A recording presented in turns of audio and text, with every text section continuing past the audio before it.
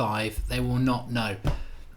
Hello and welcome to the United Stand. This is our Manchester United versus Leicester City preview. Now, it is transfer deadline day night and I'm going to give an award out for the shittest transfer window ever because it is this one. It's absolutely atrocious. I personally think that they should close it early. I think it closes at 11 o'clock. Close it early, let people get home and watch EastEnders. It's a terrible, terrible transfer window won by Manchester United because, I tell you what, Fellaini leaving Manchester United and Martial signing for Manchester United is better than Higuain and Denis Suarez, who is basically Luis Suarez's BTEC brother. We've done the best transfer window. It could have been better, but it's rubbish, and I'm glad it's over. I'm absolutely glad it's over. Let's talk about something important. Let's talk about Manchester United versus Leicester in the Premier League in our hands, because that's what this is all about. And I think this is where Ole Gunnar Solskjaer has got to fight back. This is not about Phil Jones at centre-back. This is not about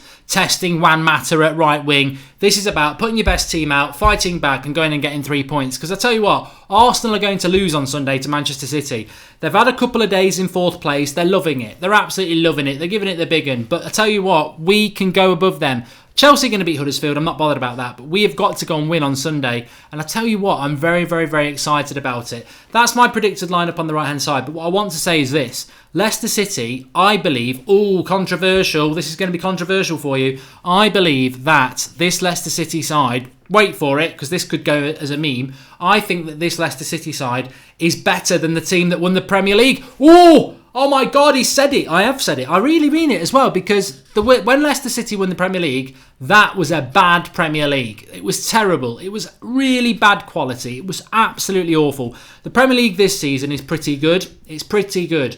And I think Leicester City, although they're in 11th, I can understand why Leicester City fans are saying get rid of Poyel, because actually their squad, their team is very good. You go through it, Schmeichel's a very, very good Premier League goalkeeper. Ricardo Pereira is a good right back. Ben Chilwell is a very, very good left back. They've got Johnny Evans and Slabhead Maguire, very good centre backs. Then they've got Mendy and Ndidi, who are just absolute workhorses. Then you've got Maddison, who I think is a brilliant signing. All right, old Brighton's not that good. Damari Gray's a little bit inconsistent, and Vardy up front maybe coming towards the end. But they're a good team. They're a good team, Leicester, and I think we're in for a hard game. And they did us a favour last night. Hopefully Liverpool won't win the league, but I wasn't too surprised because Leicester are a good team. They're massively inconsistent, and I'm hoping that the performance they put in against Liverpool will mean they'll put in a bad performance against us. But we've got to win this game. Have no two ways about it. We've got to win this game of football. The Burnley game was disappointing. We should have won it. On paper, we should have won it. On the game, you could argue, did we deserve a draw? Should we have won? Whatever, I don't care. We drew. But we've got to win this game. If we want top four, we've got to beat Leicester on Sunday. And they're a good side. They're a good footballing side. And where I worry, if I look at my Manchester United, this is how I would go. And I'm hoping Ollie's going to do it, because I'm hoping he's going to learn from the mistakes he made on Tuesday. You can't trust Mata, you can't trust Jones, you can't trust Pereira, you can't trust Lukaku. You just can't. And I believe that Eric Bailly should be playing with Lindelof because it makes us a lot stronger. But more importantly, the front three has got to be Martial, Lingard and Rashford. That, if he plays those three, we'll win the game, because Pogba will get the best out of those and we will win this game of football. But Leicester, where I really, really get worried, is because Ndidi and Mendy, they are absolute, energetic, tenacious midfielders. We've got to get Herrera in there. He will play. And Matic has got to have a good game. This is going to be a really good test for Manchester United, because we've got some tough games coming up. Fulham away, I would expect us to win that. But after that, you've got PSG, you've got Chelsea in the Cup, you've got Liverpool, I think. Then we've got to win these next two games. We've got to get some impetus into this team. And Ollie's got to learn from the mistakes he made in the week and go with his strongest 11 every week that he can do in the important games. Must have been bad. Arsenal finished second, says Lee Ballington. Did Arsenal finish second to Leicester? Bloody hell, that's how bad that league was. But no, we've got to bounce back in this game. We've got to get a result against Leicester City. But I tell you what, I always get excited about the games that are tough. And what I really want to dispel the rumour is that people think we're going to Leicester and it's going to be an easy game. They're a good team. And I'm not being controversial, really. I was just doing it for effect. They are. I believe that Leicester team there is better than the Leicester team that won the Premier League. And people are going on about Kante. Well, you know what? Kante's so good. Chelsea have decided to move the best CDM in the world to an attacking midfielder to bring in a B-Tech Italian Mark Noble in Jorginho. I mean, that's how good Kante is. I mean, they are wasting Kante at Chelsea, and long may it continue, because Chelsea is struggling. But Kante was a good player for Leicester, but he wasn't a good enough player that you stick him in that team and he makes them the Premier League winners. He was a very good player in that team, but I think this Leicester team is better as a team than that. I just think they caught the Premier League at a really shit season. So, look, my prediction for this game, I'm going to go Manchester United to win 3-1, which may contradict what I've just said.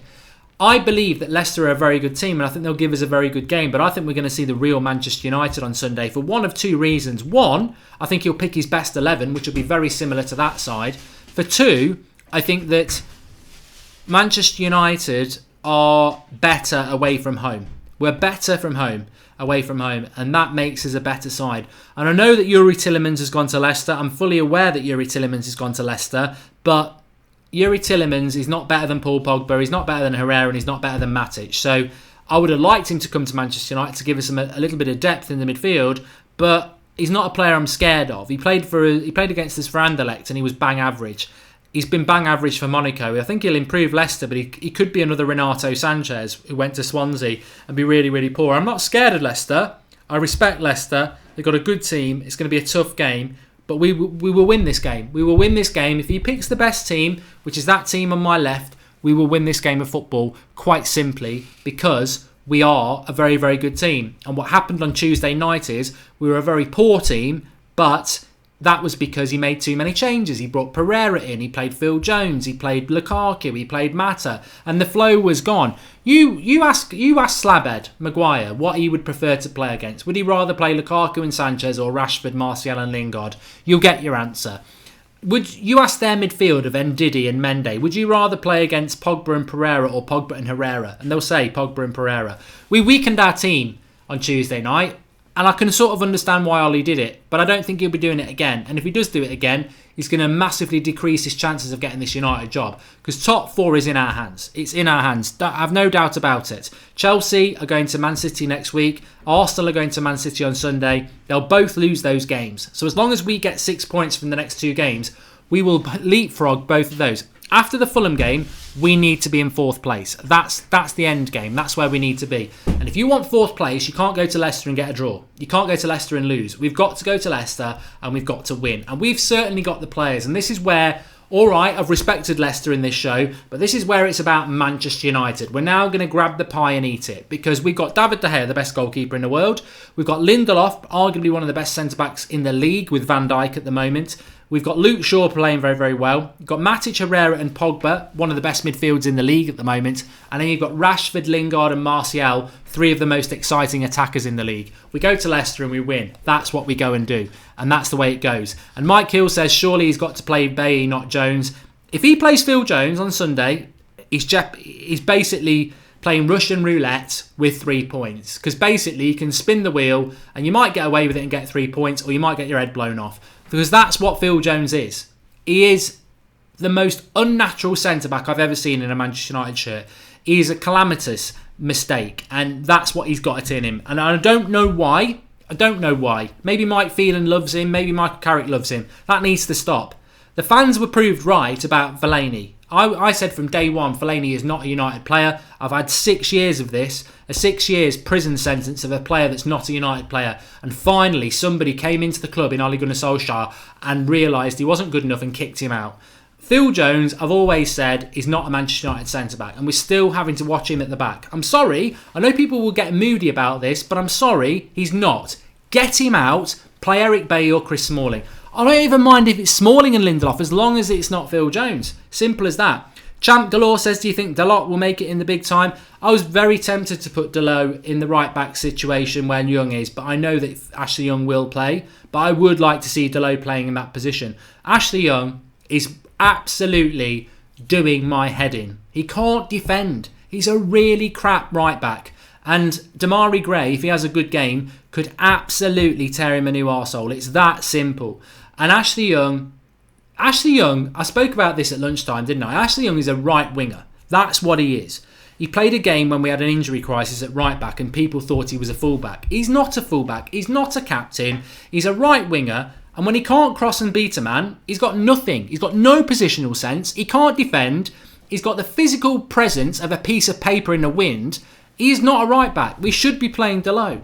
But I think Ashley Young and Phil Jones hark back to a period that Michael Carrick and Mike Phelan reminisce about and like them and pick them because they're experienced. But you know what I'm experienced? You know what I'm experienced as? I'm not going to say it, it's X-rated. But I'm very experienced at that. I'm very, very good at it. It doesn't mean you make me right back for Manchester United. And that's the simple bottom line. Experience doesn't mean ability. Experience is really good if you're Paul Scholes or Ryan Giggs. Experience isn't that good if you're Phil Jones and Ashley Young. You know, you can be really, really experienced. Peter Crouch is very experienced. He's been playing football for a long time. He's still not a top 6 player. And that's, I need to be ruthless about that because we've got to win on Sunday. Imrano TV says Mourinho and Fellaini agreed to renew the contract in the summer so that we could get 12 million fee in January. Oh, they just both wanted the best for United. I think that's a load of crap, and you know it is. You're being sarcastic. Champ Galore, we've read you. Pogba possibly injured, says Burns R. I don't think Pogba will be injured. I tell you what, if Pogba gets injured, we're screwed, aren't we? Let's call a spade a spade. We are screwed. If Paul Pogba's injured, we are screwed. That midfield is not good. It isn't good. It isn't. And this is what I always used to say. People were slagging Pogba off under Mourinho. I'll get rid of him, this, that and the other. Like we're going to play Fellaini and Herrera and Matic. It's a terrible midfield. We saw it against Man City at the start of November. When Pogba doesn't play, we've got nothing. And yes, Pogba can be a little bit inconsistent. And if he has a bad game, we're a bit poor. But if he has a good game, we're brilliant. And Manchester United without Pogba we're a dead duck. We really, really are. And we need Pogba to be fit. But I've said this, I'm very worried about this. It's a very, very good point. If Manchester United lose Paul Pogba for any period of time between now and May, we're screwed. And that is where my eyes are not on Ollie. My eyes are not on the squad. They're on the bloody board. Why have you not done anything in this January transfer window? If Pogba gets injured, we ain't getting fourth. It's as simple as that. Ricky916 says, I feel like we didn't make any signings this January because the board and especially Woodward want Pochettino. If they gave players to Ollie, he would have had a better chance for top 4 and got the job. Ricky, you know what? Shall we have a high five moment on that? Shall we smash a like on the video? Because if Manchester United get top 4 and they give Pochettino the job, they can absolutely have it large from the United fan base because it'll be an absolute travesty. I don't want Pochettino over Ollie. I want Ollie. At the moment, I want Ollie. I don't want Pochettino. So that cannot happen. It would be an absolute disgrace. So thanks for the contribution, Stefan Moborg. Fred apparently is another Jemba, says Matthew Tucker. I don't know what that's all about. Pogba does have a little bit of a knock at the moment, but I think he'll be okay. But if we lose Pogba, we're in trouble. We are in trouble. It is as simple as that. In relation to the January transfer window, in a sentence, mugged off is what I would say. Fellaini should never have been a Manchester United player, and Martial, we could have signed his new contract next week. I think it's all a smokescreen to make us feel happy when they've done sod all in the January transfer window. I mean, effectively, the January transfer window ends in, I don't care when it ends, end it now, but basically it ends very, very soon, and we've signed nobody and we've sold nobody. And that's the bottom line, because I said so. It's the truth, isn't it? I think we can all live in Lollipop Lane, sucking off a bit of Candy Floss, but the reality is we've not done anything in this transfer window. We've not bought anybody, we've not sold anyone. And that, for me, on 2 levels is wrong. Because 1, this squad needs major investment, and 2, we're still Deadwood FC. We've not got rid of anybody. I know Fellaini's going to go, because the Chinese transfer window stays open for another month. But as of now, our transfer window closes, nobody's gone, and nobody's been bought. And why is Darmian still here? Why is Darmian still here? Why? I think it's a bad transfer window for Manchester United. And I think, people will make their own mind up. I implore people to make their own mind up. I love people having different opinions to me. If you have the same opinion as me, good luck. You're a brilliant person. But if you have a different opinion, you're still good. You're not brilliant, but you're still good. But in all seriousness, what did I say? And some of you have said it as well. It's not about a need to sign players in January. It's more about we've only got 4 months in the summer to do that transfer business, right? We need to get rid of 6 players and we need to bring in 6 players. We are not doing 12 deals in the summer. We're not. okay? We probably won't do 8 deals in the summer.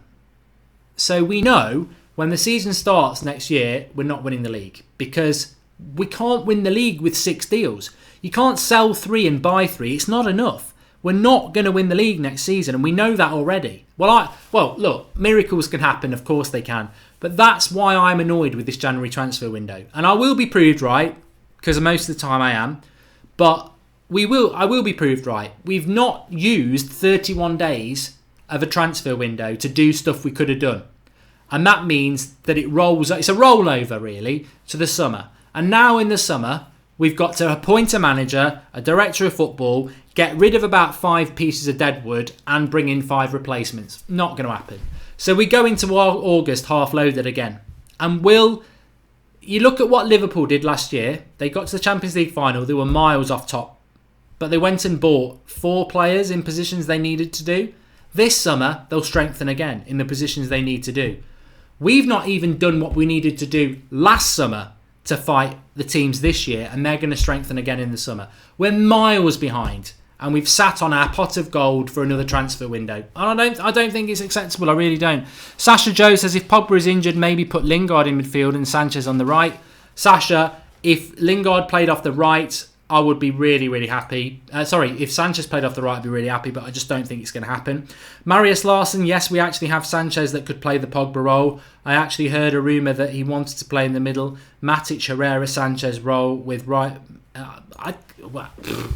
Does anybody really think that Sanchez can play the Pogba role? This is like basically a box-to-box midfielder with a little bit more licence to attack. Crap in the air, no physicality, can't tackle. I don't see how Sanchez could play in a midfield 3. I really don't. I think Lingard can do it. I don't think Sanchez can. We do need a CDM in the summer, Tani Martial. You're right. Now is the time to bring Gomez into the squad. Get him some game time, says Keelan Went. I actually do disagree with that, by the way. Why would you throw a kid into a team that needs to be winning? Stefan Moberg, thank you for the contribution. Sanchez, Pogba role, no way, says Aaron Watton.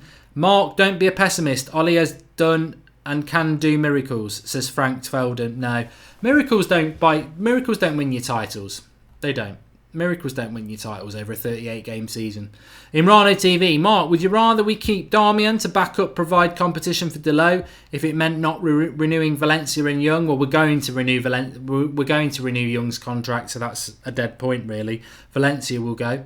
Can I have a recap, Mark? Says Dino Raw. I can't even remember what I said 2 minutes ago, mate. I've been down the pub. I've been celebrating Martial. I've just been drinking in the pub. I really have, actually. I've had about 6 pints. I don't think many of you realise I've been down the pub, so I've been celebrating Martial's contract and Fellaini going. So I don't even know what I said 3 minutes ago. Really, I don't script any of our shows. I don't have a piece of paper. I just go live, interact, say what I think. That's the United Stand, isn't it? Because it's raw. What's your dream 3 transfer picks for the summer? Says Diana Pehy. A CDM. Of which I think we'll see on Sunday whether Ndidi can do it. I'd quite like him. A right midfielder. So I like Lozano. I like the look of that Steven Bergwijn actually at PSV. I like Leon Bailey a lot, and he wants to play off the right, so I like him a lot. And a centre back. So Koulibaly would do for me. So that would be my 3 really. The board is going to stop us winning a title for a decade, says Anthony Helm. I don't want to be pessimistic because people don't like it, but if you don't think the board of Manchester United is a problem, then where have you been for the last few years? It is a problem. They are a money-making machine. They are not managers of a football club that they want to be successful by spending money. Can Fred get any better, says King Nums? I always feel that that's one of the best questions of the night, because Fred, I thought, was going to be a lot better than he is, but even I'm starting to think, what is your problem, mate? Why are you so shit? I really do not know what the issue is with Fred. I don't get it. I've seen him play for Shakhtar Donetsk in the Champions League against Man City. He was very good. I thought maybe it was a Mourinho thing. Maybe under Ollie he'll do better. We play a game on Tuesday night against Burnley. He picks a kid, Pereira, over a £50 million signing. That to me suggests that Fred is not doing it in training and he's looking and training like he does on the pitch. Just not good enough. It's a concern. Red Devil, what do you think about David Gill as United football director again? I saw pictures with Ollie today. I think he'd be a very good director of football. I just don't think he'll want to do it because he's got a very high-powered job at FIFA. Mr. Johnson says, how will the director of football have any reliable scouting data to set a transfer plan this summer? Should have been appointed by now to rework scouting network. I am concerned for the summer. Yabba dabba doo. Yabba dabba doo, Mr. Johnson. Absolutely spot on. Spot on. Nailed it. What did I say? I said this last night. You're spot on, mate. You're absolutely spot on. Why have we not got a director of football? People don't understand, at the moment, Ole Gunnar Solskjaer is basically a lapdog. And that's very disrespectful, but he is because of the circumstances. He's been brought in. Basically, he was approached before Christmas, will you manage Manchester United for 6 months? It's like ringing me or you up. Of course I will. I love this club. I'll do it. I'll do it for free. So you come in and do it. You do a very, very good job. But you're powerless because you've got these people above you who've given you this golden ticket opportunity. You can't really gob off to them. You can't really say, I want this, I want that. You've just got to try and do the best with what you've got. That's Ollie, boxed off. You can't blame him. Away from Ole Gunnar Solskjaer or away from Mourinho, who's in charge of transfers? There is no director of football. There is nobody with any football knowledge. Sir Alex Ferguson and Sir Bobby Charlton are basically consultants. Ed Woodward's involved in the day-to-day running of that club. Ed Woodward is the only person above the manager of Manchester United who's got any input on transfers. There are scouts, but they all report into him. So basically, Ed Woodward is the man for our transfers. This is a man who used to manage a bank. Never played football, probably doesn't understand what football is, never supported United, and has got next to no knowledge about the European Scouting Network, let alone the World Scouting Network. This is why you either need a manager to be in total control of transfers, which Mourinho clearly wasn't and Ollie clearly isn't, or you need a director of football to come in. When a director of football comes in, they take control of the scouting network and they set targets. We don't have that. We haven't even got that now. It's basically February and we haven't got it. Significant transfer deals are in the works for about 6, 7, 8 months. We've got 4 months till the summer transfer window. We've got no director of football.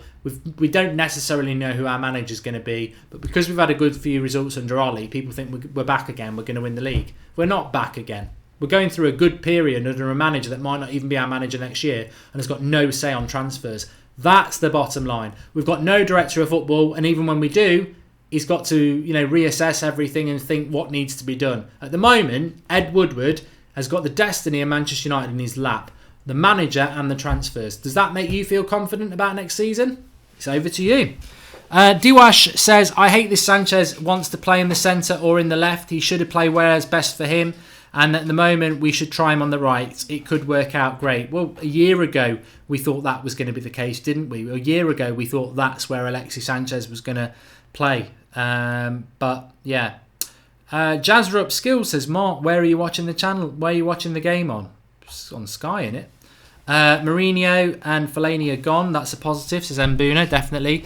You seem cheesed off, Mark, says Matthew Tucker. I'm not cheesed off. You know what it is? I'm always honest with you lot because you're always honest with me. I'm really happy with what Ole Gunnar Solskjaer has done. He's got rid of Fellaini. He's kept Martial. We're 9 games unbeaten.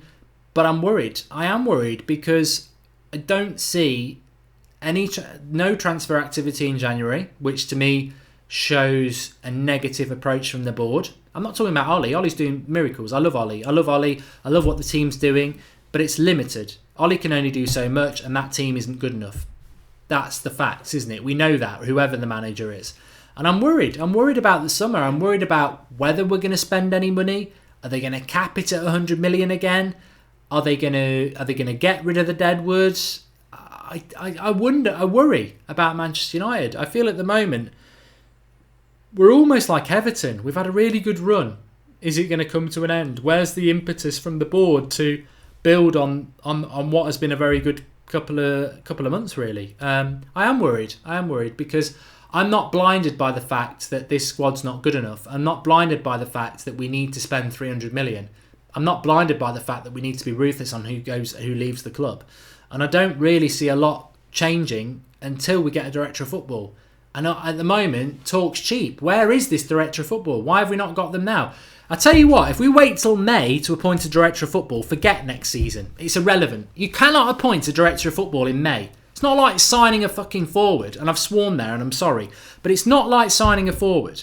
You don't sign a forward in May, get him accustomed with the team. Your director of football needs to be here now so that when May comes, you can sort out what you're going to do. That's the director of football's job. You can't bring them in at the start of the transfer window. It'd be a bloody disaster. It needs to happen ASAP. And Imrano TV, Carlos Queiroz could probably make a good director of football, found several gems for us and has extensive Manchester United football knowledge. He and Mike Phelan are underestimated. At this stage, as long as we get somebody in, I ain't really bothered. Just get somebody into Manchester United. We really, really do need somebody. Ruthless is the only way, yeah.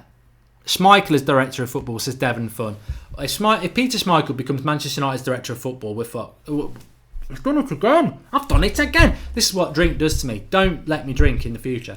But if Peter Schmeichel becomes Manchester United's director of football, we may as well go home. He's a legend goalkeeper for Manchester United. He's got no experience about being a director of football. Get specialists for specialist positions. Don't put square pegs in round holes. Just because you're a legend goalkeeper doesn't mean you've got an extensive knowledge of scouting players across Europe. It would be an absolute nightmare, stupid appointment, and I don't want it to happen. Just the same as I wouldn't want Ryan Giggs, Gary Neville, Cristiano Ronaldo, or any other United legend to be our director of football. I want the best director of football in world football to be our director of football, and I don't care whether I've never heard of them and they're managing they're a director of football in Switzerland. As long as they're the best, that's all I care about. Don't need to be a big name. Not bothered.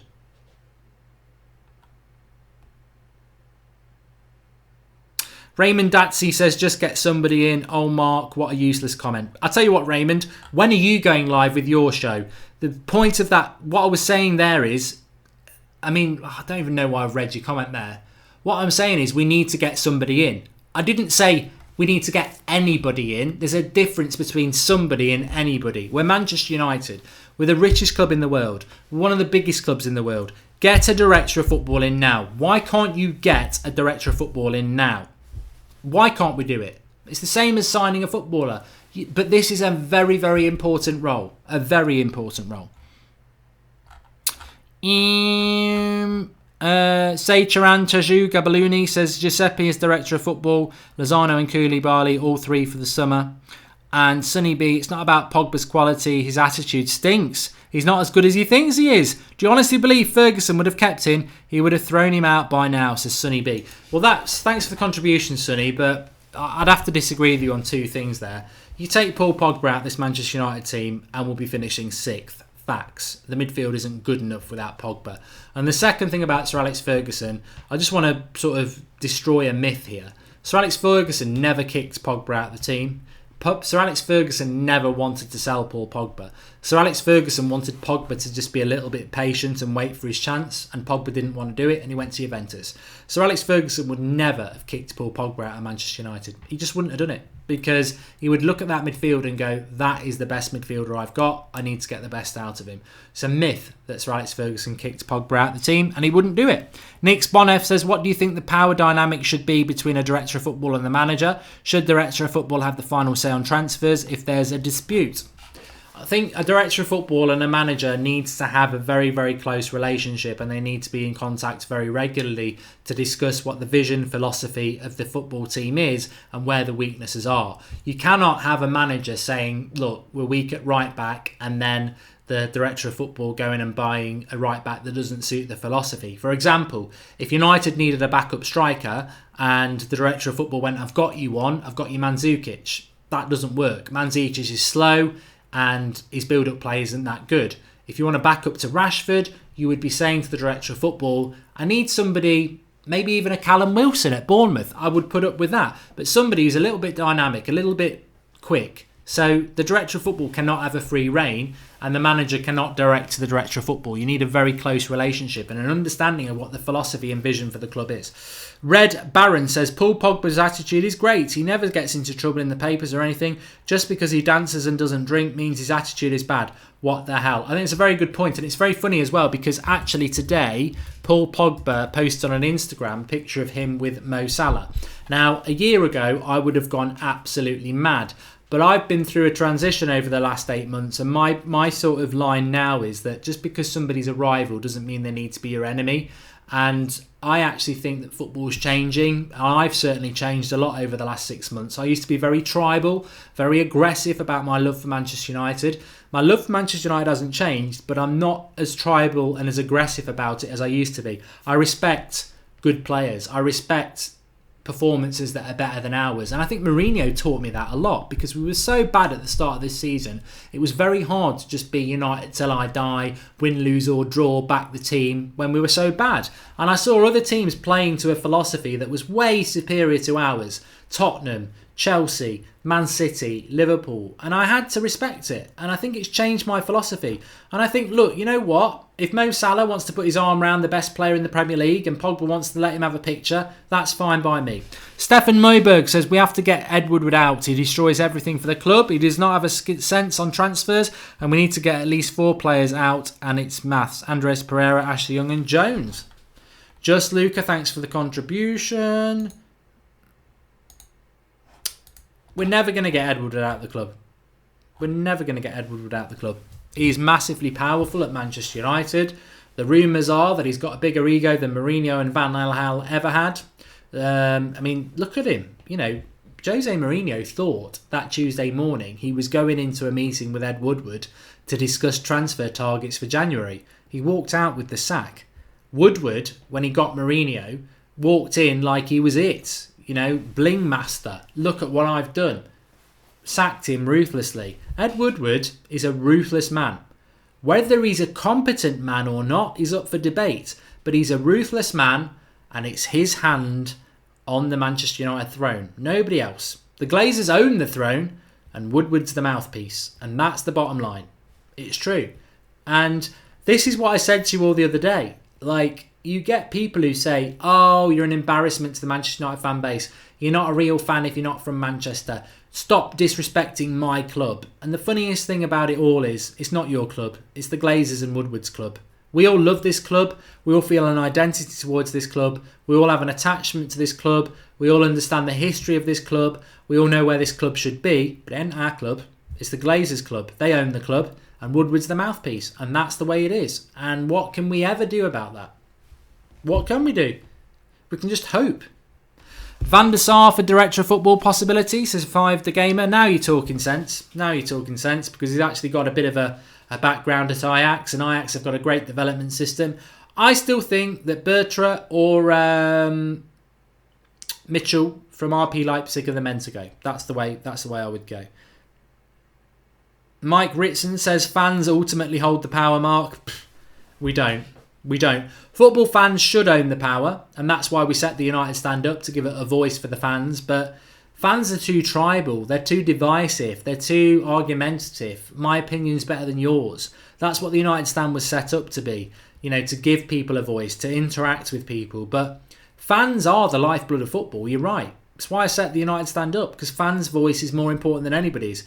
But we'll never be powerful, because we're too divisive, we're too tribal, we're too argumentative. But we are the lifeblood, because if you take every fan's money away, then there is no money in football. We make footballers rich. We make the Glazers rich. We make Liverpool fans make their owners rich. Arsenal fans make their owners rich. But we'll never be a threat to them, because we're too tribal and divisive. We'll never come together, and we'll never do anything together to force a change. And sponsors throw loads of money into football because they want our eyes. They want us to look at their adverts. Manchester United make money off sponsors, off us. If there's no football fans in football, Manchester United are bankrupt tomorrow. But we'll never be powerful enough to do anything, because we'll never be together, because there are too many tribes at any club. Run it like the German clubs, more fan friendly, says Rad Baron. Anyway, I've loved this show. I won't remember much of it. I'm probably going to go and drown in the bath now. I feel so out of it. But thanks everyone for watching. I hope you've enjoyed the show. If you have, drop a like on the video. I'm massively excited about the game on Leicester at the weekend, by the way. Leicester.